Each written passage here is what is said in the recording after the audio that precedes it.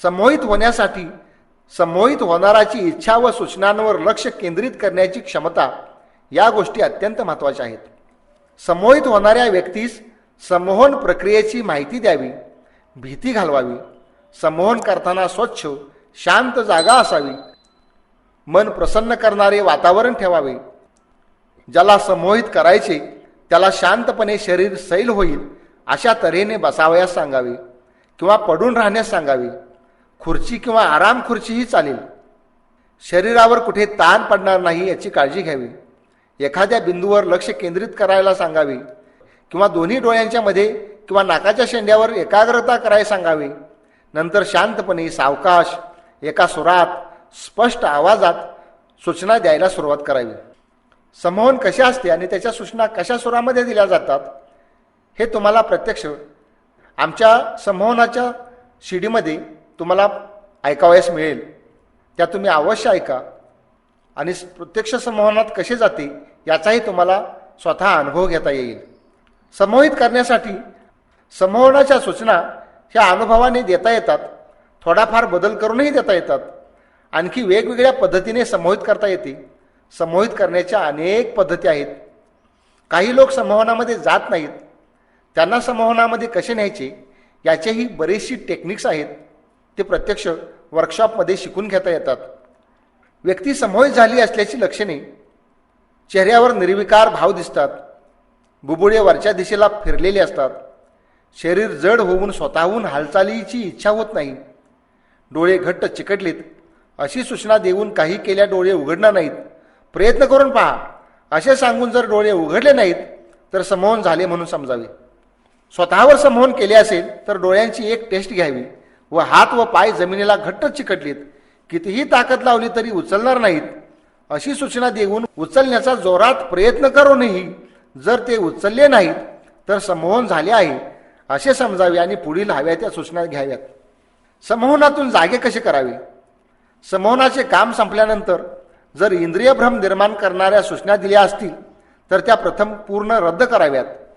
नंतर सूचना द्यावी, मी 5 अंक मोजताच तुमचे डोळे उघडतील व तुम्ही संमोहनातून पूर्णपणे बाहेर याल.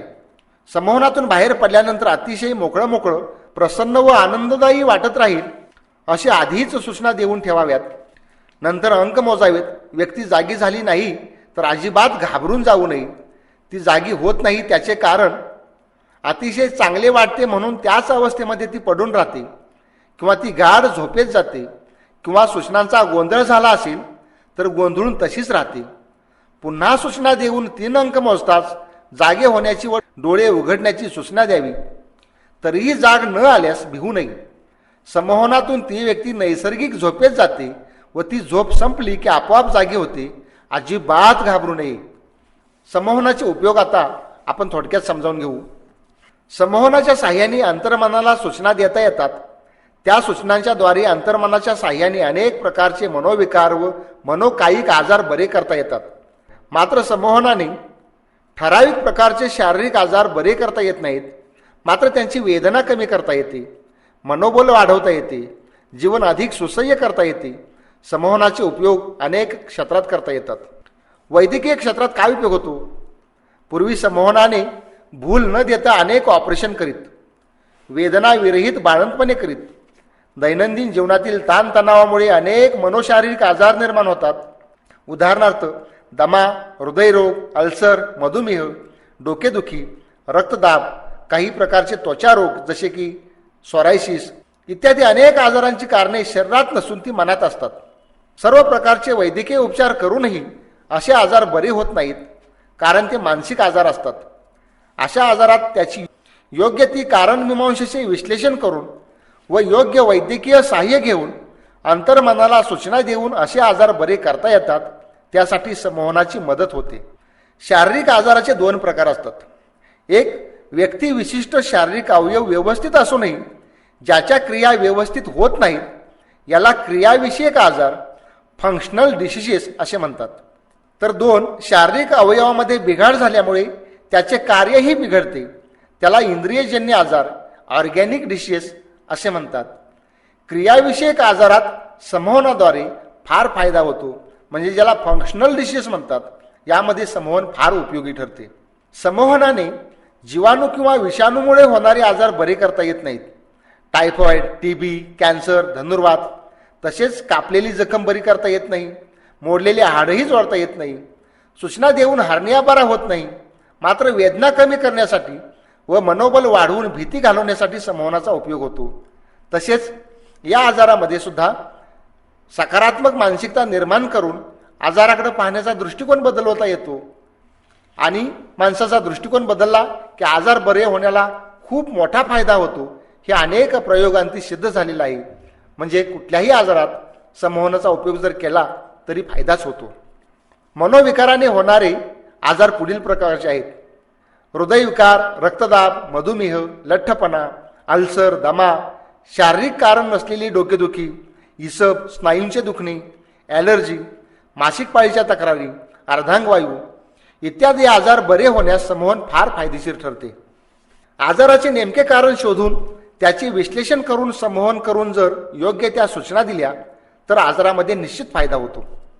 तेलकट तिखट खाल्ल्याने ॲसिडिटी होते व पोटात जळजळते. तसेच काळजी, भीती, ताण यानेही पित्ताचा त्रास होतो व पोटात जळजळते. कोणत्या गोष्टीने जळजळते हे समजावून घेऊन जर भीतीने वा तणावामुळे ते जळजळत असेल तर सूचना देऊन भीती, तणाव कमी करता येतो. पुन्हा तो तणाव कशापासून निर्माण झालाय, भीती कशाची वाटते याचाही शोध घेऊन त्याचे निराकरण करता आले तर होणारी तक्रार ताबडतोब थांबते. वाईट सवयी घालवणे, उदाहरणार्थ नखे खाणे, तोतरेपणा, निद्रानाश, झोपेत चालणे, बडबडणे, हस्तकंप, काही व्यसने, सवयीने होणारा गर्भपात, वाईट स्वप्ने पडणे, उगीच चक्कर येणे अशा स्वरूपाच्या सवयी असतील तर संमोहनाने घालवता येतात. काही जणांना अनेक सवयी असतात, जसे नखे कुरतडणे, झोपेत लघवी करणे, लैंगिक अवयव हाताळणे, अंगठा चोखणे, अतिलाजाळूपणा, एकलकोंडेपणा, न्यूनगंड, विशिष्ट पदार्थच खाणे, आकांडतांडव करणे, लहान भावाचा द्वेष करणे, धांदरटपणा, सदोदित दिवास्वप्नात राहणे इत्यादी प्रकारच्या ज्या सवयी अनिष्ट व विपरीत परिणाम घडवणाऱ्या असतील त्या संमोहनाने दूर करता येतात. मनोविकारावर उपयोग: जे मनोविकार शरीर रचनेच्या दोषामुळे किंवा मेंदूतील बिघाडामुळे नव्हे तर मनाच्या गुंतागुंतीतून निर्माण होतात असे मनोमज्जा विकार, ज्याला सायकोन्युरोसिस असे म्हणतात, हे संमोहनाने चांगले विश्लेषण करून घालवण्यास मदत होते. जसे की चिंताविकृती, अँझायटी न्यूरोसिस, काल्पनिक आजार, हायपोकॉन्ड्रिया, उन्माद ज्याला हिस्ट्रिया म्हणतात, भयगंड ज्याला फोबिया म्हणतात, अशा प्रकारचे अनेक आजार आहेत की जे संमोहनामुळे दूर करता येतात. संमोहनाचा शिक्षणामध्येही उपयोग होतो. संमोहनात दिलेली सूचना अंतर्मनात जाऊन ती त्याप्रमाणे कार्य करीत असते. काही मुलांना अभ्यासाची आवड नसते, अशा मुलांना सूचना देऊन आवड निर्माण करता येऊ शकते.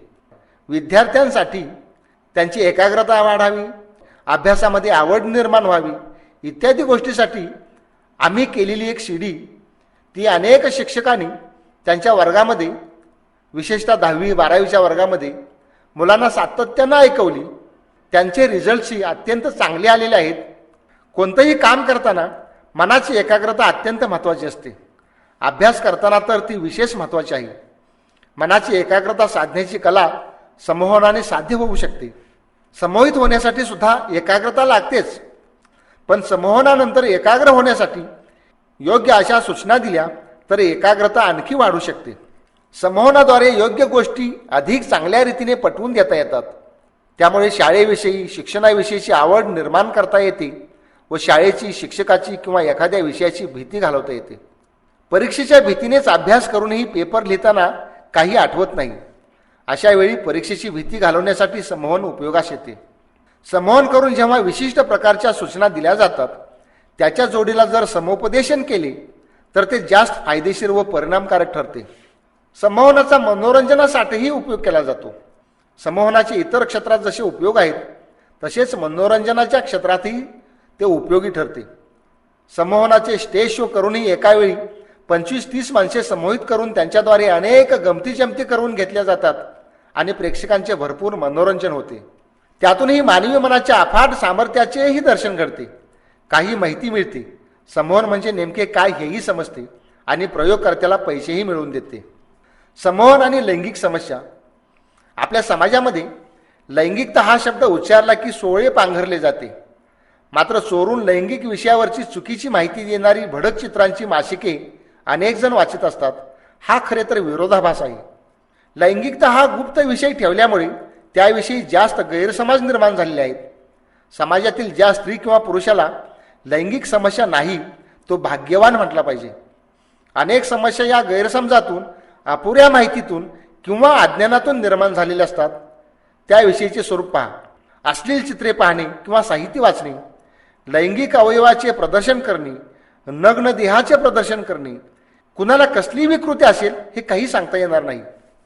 साधारणतः लैंगिक समस्यामध्ये स्वप्नदोष, हस्तमैथून, शीघ्र वीर्यपतन, वीर्यपतनातील असमर्थता, नपुंसकत्व, अतिकामवासना, निरीच्छा, योनिसंकोच, मासिक पाळीच्या तक्रारी, ऋतुसमाप्तीच्या वेळेच्या तक्रारी, परपीडन करून लैंगिक तृप्ती मिळवणे किंवा स्वपीडन करून लैंगिक तृप्ती भोगणे, समलिंगी आकर्षण, भिन्नलिंगी पोशाखाची आवड, लैंगिक कल्पनाचित्रात रममाण होणे, शारीरिक दोषाने निर्माण झालेल्या अपवादात्मक लैंगिक समस्या सोडल्या तर बहुतांशी लैंगिक समस्या या मानसिक स्वरूपाच्या असतात. संमोहनामध्ये नेऊन योग्य ते विश्लेषण करून व त्याला योग्य ते ज्ञान देऊन त्याचे गैरसमज दूर करून योग्य त्या सूचनांच्याद्वारे ती समस्या दूर करता येते. जिथं शारीरिक दोष नसेल तिथं संमोहनाचा उपयोग करावा. संमोहन आणि ताणतणाव. ताण अजिबात नसेल तर माणूस सुस्त किंवा आळशी बनतो आणि तो आत्यंतिक वाढला तरी व्यक्ती कोलमडते. म्हणून कार्यकारी ताण आवश्यक असतो. विजेची मोटार आणि पिठाची गिरणी यामध्ये एक पट्टा असतो. तो मोटरेबरोबर पिठाच्या चक्कीला फिरवतो. तो पट्टा अगदीच ढिला असेल तर चक्की फिरत नाही आणि अगदीच ताठ केला तर तो तुटून जातो. मात्र विशिष्ट मर्यादेत जर तणाव ठेवला तर मोटरेबरोबर चक्कीला सुद्धा तो फिरवू शकतो. मानवी तणावाचे हे नेमके तसेच आहे. अजिबात ताण नसेल तर कार्यच करणार नाही आणि अति ताण झाला तर तो माणूसच कोलमडतो व मग कामच होत नाही. मुलांना परीक्षेचा ताण नसेल तर ती अभ्यास करणार नाहीत आणि अति ताण घेतला तर वाचलेले लक्षात राहत नाही. माणूस म्हटले की त्याला विशिष्ट ताण हा असतोच. मात्र त्याचा शारीरिक व मानसिक त्रास कमी व्हावा यासाठी संमोहन कामाला येते. चिंता, काळजी, अतिरेकी भीती, वैफल्य, संताप, खंत, नैराश्य इत्यादी गोष्टी ताणामुळे निर्माण होतात. तसेच त्याचा प्रमुख परिणाम म्हणजे निद्रानाश. या गोष्टी चुकीच्या विचार पद्धतीमुळे वाढतात. त्याला योग्य उत्तर असतं तर्कशुद्ध विचार पद्धत. त्यालाच RIET म्हणजे रॅशनल इमोटिव्ह थिअरी असं म्हणतात. त्यालाच RIT म्हणजे रॅशनल इमोटिव्ह थिअरी असे म्हणतात. ताण घालवण्यासाठी इतर अनेक उपाय व तंत्रे आहेत. त्यांच्या मदतीला संमोहनही महत्त्वाची भूमिका पार पाडू शकते. ताणतणाव कसा घालवायचा याविषयी आमची एक स्पेशल CD आहे, ते अवश्य पहा. संमोहनाने योग्य त्या सूचना देऊनही ताण कमी करता येतो. संमोहन आणि खेळ. पाणी 99 अंशापर्यंत उकळत नाही, मात्र बरोबर 100 अंशावर उकळते. पाणी उकळायला फक्त तो 1 अंश महत्त्वाचा ठरतो. खेळाच्या बाबतीत नेमके तेच आहे. धावण्याची शर्यत आहे. एक स्पर्धक 15.20 सेकंदात रेषा पार करतो तर दुसरा 15.19 सेकंदात पार करतो. 0.1 एवढ्या सेकंदाच्या फरकाने तो विजयी ठरतो. तो सेकंदाचा भाग त्याला विजयी बनवतो. स्पर्धेत शेवटपर्यंत अखंड मनोबल टिकवावे लागते आणि शरीरातील सर्व क्षमतेचा पूर्ण ताकदीनिशी उपयोग करावा लागतो. आपण व्यवहारात शरीराची पूर्ण क्षमता वापरू शकत नाही. मात्र संमोहनात नेऊन विशिष्ट सूचना दिल्या तर त्याचे शरीर पूर्ण क्षमता वापरू शकते. संमोहनाने शरीराच्या आवाक्याच्या बाहेरचे काही करता येणार नाही. मात्र व्यवहारात शरीर जी क्षमता वापरते त्या क्षमतेपेक्षा कितीतरी अधिक क्षमता शरीरात असतात. त्या सर्व क्षमता बाहेर काढून वापरता येणे संमोहनाने शक्य आहे. संमोहनाने खेळाडूंना कल्पनाचित्रे निर्माण करून स्वतःमधील दोष, उणिवा शोधून काढून टाकता येतात. संमोहनामुळे पुढील गोष्टी शक्य होतात. मानसिक व शारीरिक स्नायू शिथिल करणे, ज्याला रिलॅक्सेशन म्हणतात. क्षमता किंवा ताकद वाढवणे, स्टॅमिना व कॅपॅसिटी वाढवता येतात. मनाचं संतुलन राखणं, मेंटल इक्विलिब्रियम, कल्पकता वाढवणं, क्रिएटिव्हिटी निर्माण करता येते. स्मरणशक्ती व बौद्धिक क्षमतेचा पूर्णांशाने वापर करून घेता येतो. मेमरी अँड इंटेलिजन्स या गोष्टी संमोहनामुळे शक्य होऊ शकतात. संमोहनाबरोबर इतर उपचार पद्धतींचाही उपयोग होतो, जसे की बिहेवियर थेरपी, ज्याला वर्तन उपचार म्हणतात, body language, emotional intelligence, rational emotive theory, transactional analysis, problem solving आणि कम्युनिकेशन. संमोहकाने उपचार करीत असताना अनुभवाशिवाय केस हातात घेऊ नये. गुंतागुंत वाढण्याची शक्यता असते.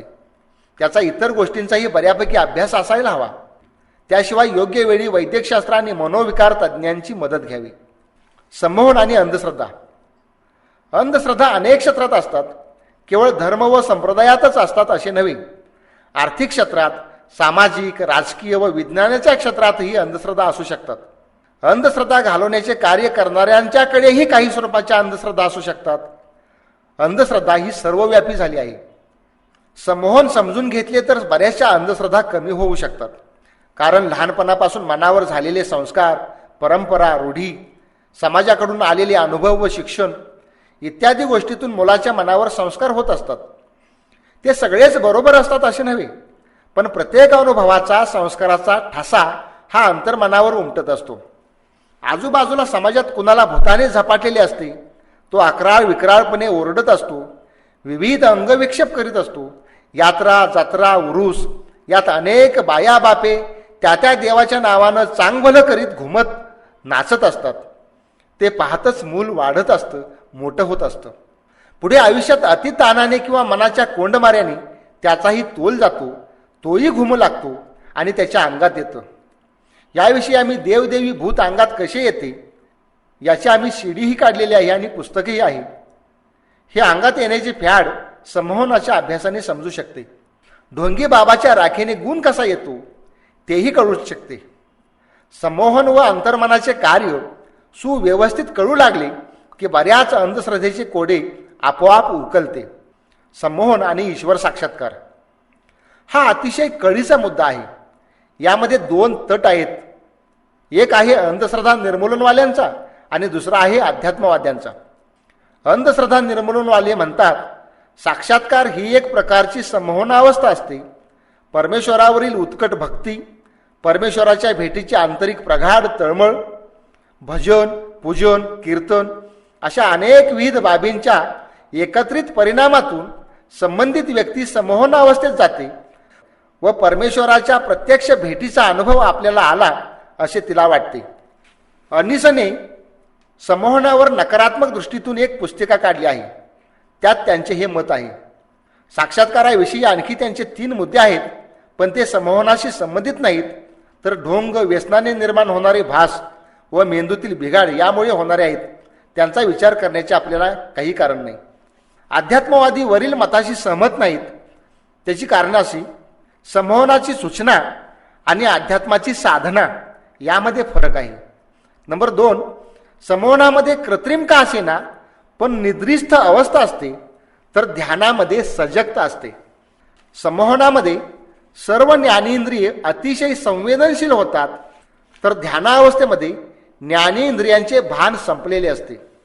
संमोहनात इंद्रिय भ्रम निर्माण करता येतात, तर ध्यानात असे भ्रम निर्माण करणे अशक्य आहे. संमोहनात बाह्य मन निद्रिस्त करून अंतर्मनाचे व्यापार केले जातात, तर ध्यान हे मनाच्या पलीकडे जाण्याचा प्रयत्न असतो. संमोहनातून परत जागृत झाल्यानंतर त्या व्यक्तीस सूचनेप्रमाणे उल्हसित वाटते, पण नंतर ती रोजच्या स्थितीत येते. समाधी अवस्थेतून परत आलेली व्यक्ती पूर्णपणे बदललेली असते. संमोहनाने जाणीवेची पातळी उंचावत नाही, समाधी अवस्थेने ती उंचावली जाते. संमोहनात जाण्यासाठी तर्कबुद्धी किंवा चिकित्सक मन पूर्णपणे थांबवले जाते. समाधी अवस्थेपर्यंत जाण्यासाठी तर्कबुद्धीचे अजिबात वावडे नाही, झाला तर फायदाच होतो.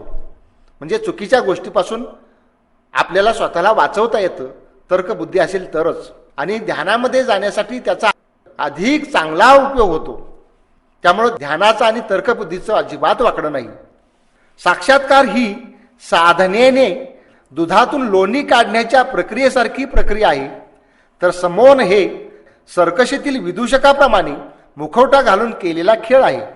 साक्षात्कार हे डोळस जाणीवेने स्वतःचाच घेतलेला अनुभव आहे, तर संमोहनामध्ये अंतर्मन नावाच्या आंधळ्या राक्षसाला खेळवणे आहे.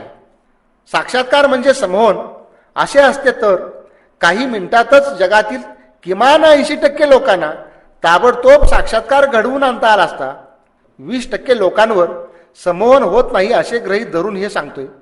जीवनभर साधना करण्याची त्याला गरजच राहिली नसती. पाठीमागं अंधश्रद्धावाल्यांच्या ज्या अंधश्रद्धा असं जे म्हणालो त्या अंधश्रद्धांपैकी साक्षात्कार म्हणजे समोहन होय ही एक अंधश्रद्धा आहे. स्वामी विवेकानंदांना अमेरिकेत असताना नेमका हाच प्रश्न विचारला होता. तो प्रश्नकर्ता म्हणाला, साक्षात्कार हे आत्मसंमोहन का नाही? विवेकानंदांनी दिलेले उत्तर फार महत्वाचे आहे. त्याचा मतितार्थ असा, सर्वांवर लहानपणापासून तू दीन आहेस, तू दुबळा, तू अमक्या जातीचा, तू अमक्या धर्माचा, हे असे आहे, ते असे आहे, ते असे नाही, असले नानाविध लाखो संस्कार केले जातात. त्या मनाला हजारो प्रकारच्या सूचना दिल्या जातात. सूचना देऊन देऊन सर्व समाजाचे संमोहन केले जाते. पृथ्वीवरील सर्व समाज एका विशिष्ट संमोहनावस्थेमध्ये जगत आहे. अध्यात्म हे संमोहन हटवू इच्छिते. मी अमक्या जातीचा, धर्माचा, वंशाचा इत्यादी प्रकारच्या शिकवणुकीतून समाजाने अनेक चौकटी निर्माण केलेल्या आहेत. अध्यात्म या चौकटी मोडायला भाग पाडते. अमक्या जाती धर्माचा नसून, मी दीन दलित दुबळा नसून, मी विश्वव्यापी आहे, मीच ब्रह्म आहे, अहम ब्रह्मास्मी, अशी अध्यात्माची घोषणा आहे. आजपर्यंत झालेले संमोहन काढून त्याला डिहिप्नोटाईज करणे, संमोहनातून बाहेर आणणे हेच खरे अध्यात्म आहे. थोडक्यात साक्षात्कार हे हिप्नॉटिझम नसून ते डिहिप्नॉटिझम आहे. समाजातील प्रत्येकाचं कंडिशनिंग झालेले असते. अध्यात्म डिकंडिशनिंग करते. स्वामी विवेकानंदांचा संमोहनावर फारसा विश्वास नव्हता. संमोहन व व्यक्तिमत्व विकास. व्यक्तिमत्व घडणीमध्ये केवळ बाह्य पोशाख, दिखाऊपणा असे अभिप्रेत नसते. ते खरे व्यक्तिमत्व नव्हे. व्यक्तिमत्व हे आई वडील, कुटुंब, समाज, शाळा, संस्कृती, मित्रमंडळ, शिक्षक, शेजारी व संस्कार इत्यादी अनेक गोष्टींतून साकार होत असते. व्यक्तिमत्वाचा विकास करणे हे 2-4 दिवसाच्या कार्यशाळेत कारल्याची चटणी कशी करावी या पद्धतीने शिकून साकार होत नाही. ती एक आयुष्यभर चालणारी प्रक्रिया आहे. एक गोष्ट नक्की, कार्यशाळेत अनेक गोष्टींची माहिती मिळते, विचार करण्याची पद्धती समजते, ज्ञान प्राप्त करता येते, दृष्टिकोनात फरक पाडता येतो. व्यक्तिमत्वात बदल घडवून आणण्यासाठी चिकाटीने व सातत्याने सवयी, स्वभाव बदलण्याचा प्रयत्न करावा लागतो. कठोर आत्मपरीक्षण करून आत दडलेले दोष, उणिवा शोधून त्या काढून त्यात दुरुस्ती करावी लागते. व्यक्तिमत्व चांगले बनवण्यासाठी पूर्वीच्या व्यक्तिमत्वाची पडझड करून त्याचा नव्यानेच जीर्णोद्धार करावा लागतो. आतला उकिरडा साफ करून तिथे फुलांची बाग लावावी लागते. त्याची मशागत करावी लागते. सातत्याने पाणी घालून वाढवावे लागते. त्याला कीड लागू नये म्हणून वेळोवेळी कीड नियंत्रक औषधी फवारणी करावी लागते. मग त्या बागेत फुले उमलून त्याचा सुगंध सर्वत्र दरवळतो.